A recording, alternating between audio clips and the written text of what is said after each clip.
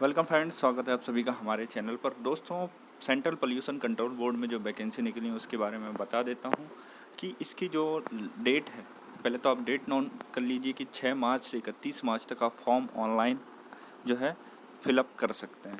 ठीक है, वहीं इस पर कौन कौन से पोस्ट निकली हैं, तो साइंटिस्ट बी की जो पोस्ट निकली हुई है जिसमें लेवल 10 का जो है पे 5400 grade pay just like a assistant engineer in MP. ठीक है, 35 ईयर इसकी अपर एज है और कुल मिला के 62 जो सीट हैं वो दी गई हैं। ठीक है, इसी प्रकार से असिस्टेंट लॉ ऑफिसर की 6 पोस्ट हैं, असिस्टेंट अकाउंट ऑफिसर की 1 पोस्ट है, सीनियर साइंटिस्ट असिस्टेंट की 16 पोस्ट है और टेक्निकल सुपरवाइजर की 1 पोस्ट।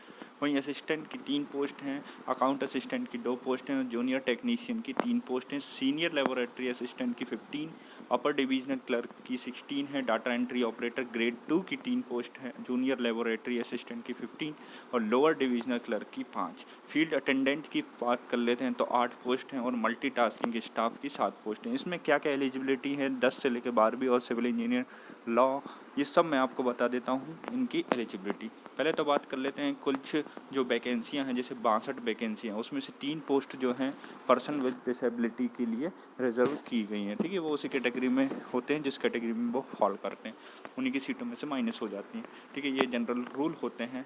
वहीं कुछ एज रिलैक्सेशन दिया गया है और हम बात कर लेते हैं क्या क्या एलिजिबिलिटी रहेंगी। ठीक है, तो एलिजिबिलिटी की ओर हम आगे की ओर बढ़ते हैं। तो यहाँ देख लीजिए आप कि साइंटिस्ट बी के लिए क्या क्या मांगा गया है। तो यहाँ पर मांगा गया है आपके लिए बैचलर्स डिग्री इंजीनियरिंग, कोई भी इंजीनियरिंग बैकग्राउंड का जो है व्यक्ति इसके लिए अप्लाई कर सकता है। यदि उसके पास एमटेक है तो उसको प्रेफरेंस दी जाएगी as compare to simple B. फिर दूसरा पॉइंट ये है कि या तो फिर आपके पास एमएससी हो, मास्टर डिग्री हो केमिस्ट्री में, ठीक है, कोई भी ब्रांचेस हों, एनवायरनमेंट साइंस हो, उसकी जो है मास्टर डिग्री चलेगी। ठीक है, और नेट क्वालिफाइड जो पर्सन है उसको क्या प्रेफरेंस दी जाएगी। अब असिस्टेंट लॉ ऑफिसर की बात कर लेते हैं। बैचलर्स डिग्री इन लॉ में होनी चाहिए, फिर शुड हैव 5 ईयर एक्सपीरियंस होना चाहिए जुडिशियल में, और have 5 year experience legal department में, should be central government servant होना चाहिए, ये बात है, और who has the 5 year experience. 5वां पॉइंट है should be qualified legal practitioners who has practice such as more than 5 year. तो मतलब 5 ईयर का एक्सपीरियंस जो है लीगल असिस्टेंट के लिए चाहिए। ठीक है, असिस्टेंट अकाउंट ऑफिसर की बात कर लेते हैं। तो इसके लिए जो कॉमर्स की बैचलर्स डिग्री है वो चाहिए। और क्या चाहिए इसमें, ये अलग से, मतलब 5 ईयर का एक्सपीरियंस है सुपरवाइजरी लेवल का और ऑडिट वगैरह। डिज़ायरेबल क्या है, associate member of chartered accountant होना चाहिए। ठीक है, तो कुल मिला के उनके लिए। तो सीनियर साइंटिफिक असिस्टेंट की बात कर लेते हैं।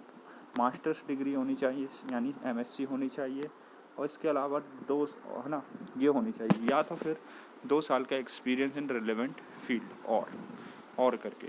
ठीक है, प्रेफरेंसन किस जो प्रेफरेंस दी जाएगी वो पोल्यूशन कंट्रोल और रिलेवेंट सब्जेक्ट्स हैं उनको दी जाएगी। टेक्निकल सुपरवाइजर की बात कर लेते हैं तो ईआई वाले कर सकते हैं जिनमें इंजीनियरिंग इंस्ट्रूमेंटेशन जो जिनकी ब्रांच है और 3 साल का एक्सपीरियंस। असिस्टेंट की बात कर लेते हैं, बैचलर्स डिग्री होनी चाहिए। दूसरा होना चाहिए स्किल टेस्ट जो कंप्यूटर का है वो पास होना चाहिए। ठीक है, 10 मिनट का टाइम अलाउ जो भी है। अकाउंट असिस्टेंट की बात कर लेते हैं। अकाउंटेंट्स की तो इसमें रहेगा कॉमर्स का बैचलर्स डिग्री और 3 साल का एक्सपीरियंस अकाउंट ऑडिटिंग वगैरह। जूनियर टेक्नीशियन की बात कर लेते हैं तो डिप्लोमा होना चाहिए इलेक्ट्रॉनिक्स में और 1 साल का relevant field experience. Senior laboratory assistant में 12th standard from A science background. ठीक है, डिज़ायरेबल क्या रहेगा, साइंस बैकग्राउंड इंस्टीट्यूशन से डिग्री हो। ठीक है, या बीएससी हो, अगर 12th है तो ठीक है लेकिन बीएससी भी होनी चाहिए। अपर डिवीज़न क्लर्क की बात करेंगे तो उनके पास डिग्री होनी चाहिए और टाइपिंग स्पीड होनी चाहिए। ठीक है, वहीं डाटा एंट्री ऑपरेटर की बात करें तो 12th स्टैंडर्ड हो, स्पीड हो, अच्छी टाइपिंग की। जूनियर लेबोरेटरी असिस्टेंट की बात करते हैं तो 12th standard in science subject, degree in science, और तो इनको प्रेफरेंस दी जाएगी। लोअर डिवीज़न क्लर्क की बात करें तो 12th स्टैंडर्ड हो, टाइपिंग टेस्ट हो, उनको प्रेफरेंस दी जाएगी। फील्ड अटेंडेंट 10th पास हो, या फिर डिज़ायरेबल क्या कैंडिडेट है 12th स्टैंडर्ड। ठीक है, हेल्दी और जिसको तैरना भी आता हो। मल्टीटास्किंग स्टाफ में क्या है, 10th स्टैंडर्ड पास हो बोर्ड और इंस्टीट्यूशन से, और क्या certificate from the industrial training, ये भी वर्क कर सकते हैं। तो ये थी पूरी जानकारी। इसमें टेस्ट फीस भी है, जैसे कि आप देख सकते हैं। यदि किसी पेपर का 2 घंटे का चार्ज है, ठीक है, 2 घंटे का पेपर है तो उसके लिए 1000, और 1 आवर एग्ज़ाम के लिए 500 रुपीज़। इस प्रकार से ये डिस्ट्रीब्यूट है, ठीक है, ये रहेगा। और हम देख लेते हैं क्या क्या इसमें मेन चीज़ें रहेंगी आपके लिए।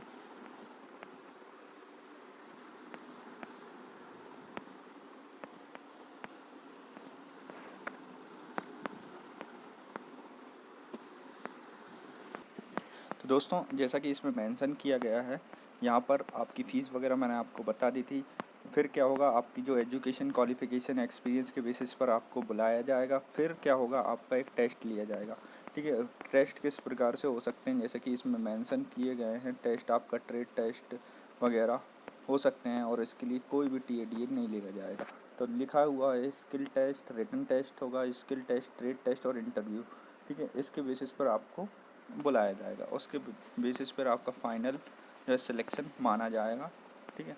और इसमें जो भी कि देख लेते हैं कि अगर सिलेबस वगैरह रहेगा तो इसके बारे में मैं आपको बाद में बता दूंगा। तो पहले तो आप इसके लिए अप्लाई करना चाहें तो कर दीजिए। धन्यवाद दोस्तों।